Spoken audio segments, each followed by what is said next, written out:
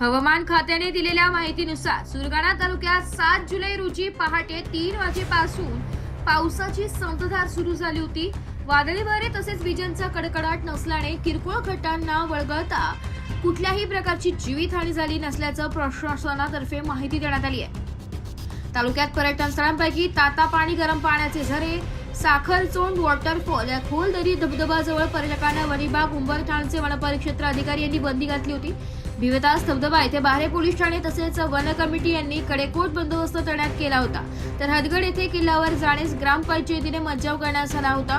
प्रशासनाला आव्हानाला दाद देत नागरिकांनी घराबाहेर न पडण्यास पसंत केलाय.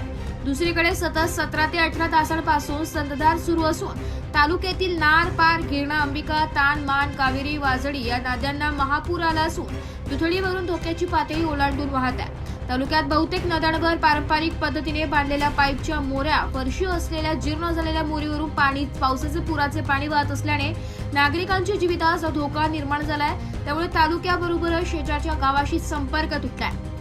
मोबाईल सेवा दळणवळण अगदी ठप्प झाली आहे. कवेली मनखेड रस्त्यावर झाड उन्मळून पडल्याने काही काळ वाहतूक विस्कळीत झाली होती. तर तालुक्यातील पिंपळसोंड, कुकोटदोणे, बोरसोंड, खोकरी, उंबरपाडा, पांगरणे, नटवरपाडा, आंबेपाडा, मनखेड, फरशी पुलावरून पाणी वाहत असल्यामुळे वाहतूक ठप्प झाली आहे. 15 ते 20 तासांपेक्षा जास्त कालावधीपर्यंत संपर्क तुटलाय. तालुक्यात आज पावतो 435 मिमी पावसाची नोंद झाली असून गेल्या 15 तासात 150.8 मिमी पावसाची नोंद झाली आहे. नाशिक लोकशाही न्यूज साठी रतन चौधरी, नाशिक.